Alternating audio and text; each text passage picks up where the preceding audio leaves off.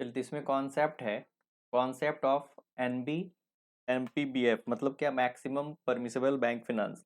मतलब जब बैंक में आप लोन के लिए अप्लाई करेंगे, वर्किंग कैपिटल लोन के लिए, तो बैंक आपको कितना मैक्सिमम से मैक्सिमम फिनांस करेगी, उसके लिए 3 मेथड यूज होता है। तो इसमें आपको सबसे पहला मेन चीज समझना है, गोल क्या होता है। Decide maximum permissible bank finance for the working capital. आपको बैंक कितना से अधिक आपको मैक्सिमम लोन दे सकती है। इसमें कुछ चीज़ों का ध्यान रखना पड़ता है। यहाँ पर करंट एसेट का मतलब क्या होता है, raw material, WIP work in progress, finish good, receivable, cash bank, advance, other current asset. ठीक है, यहाँ पे कुछ ध्यान है, लाइबिलिटीज में ध्यान देना होता है। करंट लाइबिलिटीज में क्या ध्यान देना है, बैंक से जो लोन लिया गया उसको छोड़ के क्रेडिटर फॉर गुड्स आएगा, क्रेडिटर फॉर एक्सपेंसेस आएगा, एस्टरी ड्यूज आएगा, प्रोविजंस आएगा, ऐसा कोई भी जो कि ड्यूज 1 साल से कम है। लेकिन यहाँ पे आपको विशेष ध्यान देना है, करंट लाइबिलिटीज में आपको इंक्लूड बैंक बोरोइंग्स। अगर बैंक से कोई लोन लिया गया है शॉर्ट टर्म लोन, तो उसको आपको माइनस करना होगा, करंट लाइबिलिटीज में उसको इंक्लूड नहीं करना है। पहला पॉइंट यहाँ पे ध्यान देना है, ठीक है। फिर क्या ध्यान देना है, इसमें working capital gap. Working capital gap क्या होता है, तो सिंपल जो वर्किंग कैपिटल होता है, current asset minus current liability. लेकिन ध्यान देना है, जो करंट एसेट का माइनस करंट लाइबिलिटीज करेंगे, तो करंट लाइबिलिटीज में आपको फिर से यहाँ पे ध्यान रखना है कि अदर देन बैंक, आपको करंट लाइबिलिटीज में बैंक नहीं लेना है, फिर आपको वर्किंग कैपिटल कैलकुलेट करना है।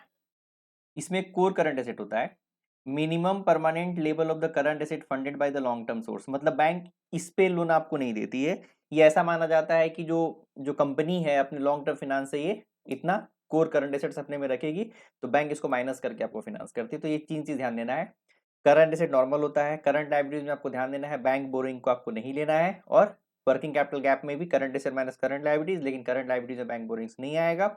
और कोर करंट एसेट जो मतलब ऐसा करंट एसेट जो कि आपका लॉन्ग टर्म सोर्स से फिनांस हुआ है, ठीक है। अब यहाँ से मेथड देखिए, एक एक करके मेथड सीखेंगे हम लोग। पहला जो मेथड 1 है, वर्किंग कैपिटल गैप बेस, इसमें वर्किंग कैपिटल गैप को बेस बनाया गया है। तो इसमें क्या बैंक क्या बोलती है कि बोरोवर का कंट्रीब्यूशन क्या होना चाहिए, एकदम एकदम मैनुअली समझेंगे तो आपको समझ में आएगा। बैंक आपसे पूछती है, मतलब कि आप अगर लोन लेने जा रहे हैं कंपनी में, तो पूछती है आपका कंट्रीब्यूशन कितना रहेगा। तो बैंक बोलती है आपका कंट्रीब्यूशन कितना रहेगा, जो भी वर्किंग कैपिटल गैप है उसका 25% आप दोगे। पॉइंट समझ में आया, ठीक। अब बैंक कितना आपको मैक्सिमम देगी, तो जो working capital gap -25% of working capital gap. तो वर्किंग कैपिटल तो आपको gap the current asset minus current liabilities, working capital तो बैंक आपको देगी, लेकिन उसमें से क्या करेगी, कितना आपका कितना कंट्रीब्यूशन रहेगा, वर्किंग कैपिटल गैप का 25% वो माइनस कर लेगी, बाकी जो रहेगा वो आपको बैंक देगी। पॉइंट समझ में आया। मतलब बैंक बोलती है वर्किंग कैपिटल हम आपको देंगे, लेकिन आपका कंट्रीब्यूशन उसमें से कितना रहेगा वो हम नहीं देंगे। तो आपका कंट्रीब्यूशन कितना रहेगा, इसमें से वर्किंग कैपिटल गैप का 25% रहेगा, तो उतना माइनस कर देंगे। इसको अगर शॉर्टकट बोला जाए तो सिंपल इसी से शॉर्टकट समझ में आएगा आपको। मैक्सिमम परमिसिबल बैंक फाइनेंस कितना होगा, 75% of current asset minus current liability other than bank. अब देख समझ रहे हैं, मतलब वर्किंग कैपिटल गैप 100% हो गया, 25% आप दे रहे हैं, मतलब बैंक कितना देगी आपको, 75% देगी। तो फर्स्ट केस में अगर बोला जाए तो सिंपल है, बैंक आपको कितना देती है, आपको वर्किंग कैपिटल का 75%। यहाँ पे वर्किंग कैपिटल गैप में सिर्फ ध्यान देना है कि करंट लायबिलिटीज में आपको बैंक बोरिंग्स नहीं आता, बाकी वही सेम वर्किंग कैपिटल है आपका। क्लियर है यहाँ पे। तो शॉर्टकट में क्या बोलेंगे, फर्स्ट मेथड है बैंक आपको कितना लोन देगी, वर्किंग कैपिटल का 75%। यूज नोट्स लीनियंट, ठीक है, highest MBBS in the most cases. अब जो नेक्स्ट मैसेज देखेंगे ना, हम नेक्स्ट मेथड देखेंगे, सब में हाईएस्ट इसका क्या रहेगा, लोन इसी में रहेगा, बाकी सब में कम कम रहेगा, सबसे ज्यादा बैंक इसी में लोन देती है। अब सेकंड मेथड देखेंगे, मेथड 2, करंट एसेट बेस्ड। इसमें बैंक क्या बोलती है कि बरोबर, मतलब जो लोन ले रहा है उसका कितना आपका कंट्रीब्यूशन रहेगा, तो करंट एसेट का 25%। इसमें बोल रहा है वर्किंग कैपिटल का 25% था, इसमें करंट एसेट का 25% आपको देना पड़ेगा। तो बैंक कितना देगी आपको, वर्किंग कैपिटल गैप जो वर्किंग कैपिटल देने वाली थी उसमें से क्या करेगी, करंट एसेट का 25% वो माइनस कर लेगी, उतना आपको बैंक आपको लोन देगी। शॉर्टकट बोला जाए तो current asset minus current liabilities minus 25% of current assets.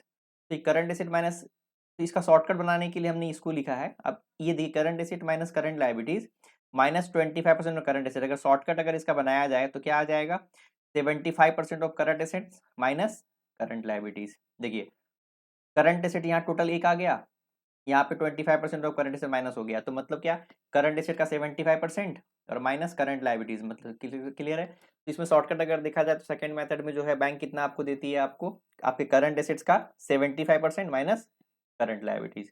समझ भी सकते हैं, याद भी कर सकते हैं। इसमें क्या होता है, थोड़ा सा टाइटर देन मेथड 1, इसमें margin of the total current asset, इसमें उससे कम फाइनेंस मिलेगा, उसमें वर्किंग कैपिटल का 25% वो आपसे मांग रही थी, इसमें करंट एसेट का 25% मांग रही है, तो आपको आपके अपने तरफ से ज्यादा कॉन्ट्रीब्यूशन होगा, बैंक की तरफ से इसमें कॉन्ट्रीब्यूशन कम होता है। मेथड 3, कोर करंट एसेट का 25% आपको देना पड़ेगा, इसमें बोरोवर कॉन्ट्रीब्यूशन क्या होता है, कोर करंट एसेट्स का 25%, ठीक है, चलिए into current asset minus core current assets. तो बैंक कितना देगी आपको, वर्किंग कैपिटल गैप, और ये जो आपका आपके तरफ से जो कॉन्ट्रीब्यूशन रहेगा कोर करंट एसेट का 25% into current asset minus core current assets.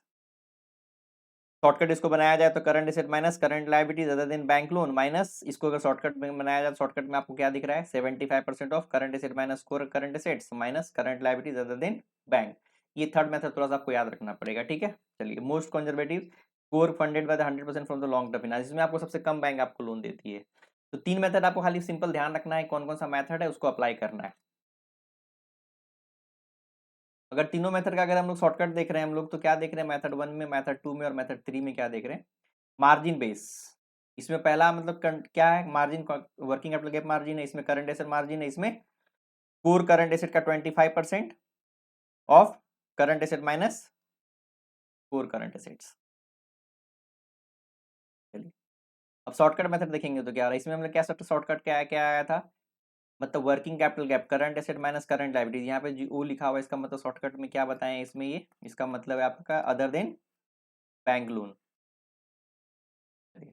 तो 75% इसका लेंगे, इसमें क्या करेंगे हम लोग, current asset minus current liabilities, इसमें देखिए ब्रैकेट है वर्किंग कैपिटल का 75%, इसमें क्या है आपको करंट एसेट्स का 75% माइनस करंट लायबिलिटीज, इसमें लास्टली क्या है current assets minus core current assets, उसका 75% माइनस करंट लायबिलिटीज। तो ये शॉर्टकट मेथड समझ में बहुत अच्छे से आ जाएगा आपको। स्टिकनेस क्या है, ये सबसे लो, ये मीडियम, ये हाई। इसमें बैंक सबसे आपको ज्यादा लोन देगी, स्ट्रिक्टनेस कम है, इसमें मीडियम है मतलब बैंक आपको थोड़ा ज्यादा लोन देगी, इसमें हाई है, इसमें बहुत कम लोन देगी बैंक। पॉइंट समझ में आ रहा है, सबसे ज्यादा इसमें, उससे कम इसमें, उससे कम कम इसमें। Typical name, maximum permissible bank finance, इसमें मीडियम साइज का रहता है, इसमें मिनिमम रहता है, ठीक है, ये ध्यान रखना है आपको। अब क्वेश्चन सॉल्व करते समय क्या क्या प्रॉब्लम आएगा आप ध्यान देंगे, twist point and exam traps, क्या क्या प्रॉब्लम आ सकता है ये ध्यान देंगे। Area, common trap, correct approach, आप गलती क्या करते हैं, होना क्या चाहिए, working cap capital gap definition, इसमें क्या करते हैं हम लोग, bank borings included in current liabilities, तो हम लोग current asset minus current liabilities लेते हैं, तो इसमें नॉर्मली बैंक बोरिंग को माइनस करना भूल जाते हैं, आपको करना क्या है, use current liabilities other than bank only, ठीक है। Exclude all bank boring from the working capital gap, जब वर्किंग कैपिटल गैप कैलकुलेट करते हैं तो आपको सारा क्या करना है, आपको इसमें से सारा करंट लायबिलिटीज में से जितना ही बैंक बोरिंग्स है वो माइनस कर देना है, मतलब करंट लायबिलिटीज में बैंक बोरिंग्स नहीं लेना है। इसे मेथड 2 में हम लोग क्या देखते हैं, मार्जिन बेस, हम लोग वर्किंग कैपिटल गैप का 25% ऑफ वर्किंग कैपिटल गैप ले लेते हैं, जबकि ये किसमें है, फर्स्ट मेथड में है। सेकेंड मेथड में करंट एसेट का 25% है, margin is 25% of current assets, ठीक है। तो ध्यान रखना है आपको, करंट एसेट 25% माइनस ये, मैक्सिमम बैंक फाइनेंस कितना करेगी आपको, current asset minus current working capital gap का 75% करेगी, तो इसमें ये ब्रैकेट में नहीं है, यहाँ पे माइनस में इसका है, फिर माइनस करंट लायबिलिटीज होगा। और उसमें क्या होता है, पहले वाले मेथड में आपको पहले वर्किंग कैपिटल गैप ये माइनस होता है फिर होता है, इसमें ये ब्रैकेट नहीं होता, बस इतना ही डिफरेंस, इसलिए मिस्टेक होता है, यहाँ पे ध्यान देना है आपको, ठीक है। चलिए,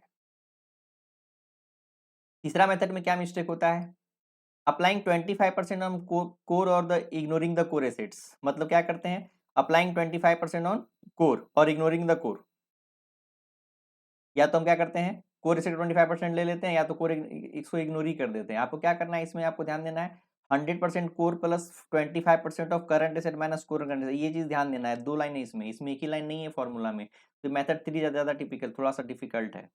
मैक्सिमम परमिसेबल बैंक फाइनेंस कितना होगा आपका, current asset minus core current asset का 75% माइनस करंट लायबिलिटीज, इसमें करंट लायबिलिटीज में भी बोरिंग छोड़ के है।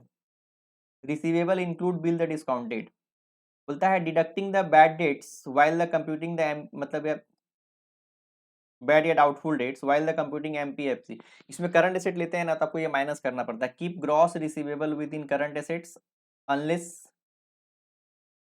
Net debtor is asked. समझ पा रहे हैं आप, चलिए,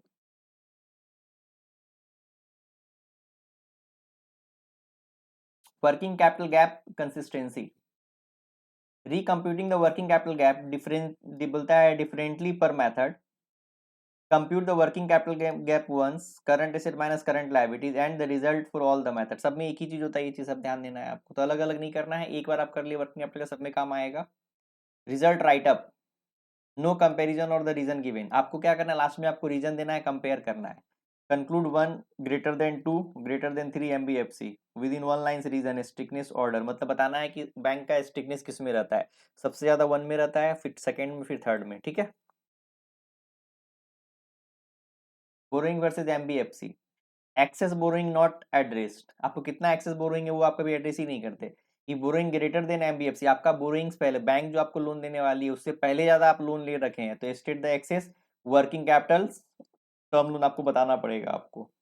कोर नॉट गिवन, अगर कोर एसेट नहीं दिया रहेगा तो एज्यूमिंग एन बोलता है एडबिटरी कोर फिगर, आपको नहीं करना। If core asset not provided treat as nil unless policies question state otherwise, अगर क्वेश्चन कोर एसेट के बारे में नहीं बोला है तो आप उसको क्या ट्रीट करेंगे, जीरो ट्रीट करेंगे, आप कुछ भी मान के अपने ही सॉल्व करेंगे। तो जहां जहां करंट लाइबिलिटीज में यहाँ पर ओ लिखा हुआ है, इसका मतलब कि अदर देन बैंक है, ठीक है।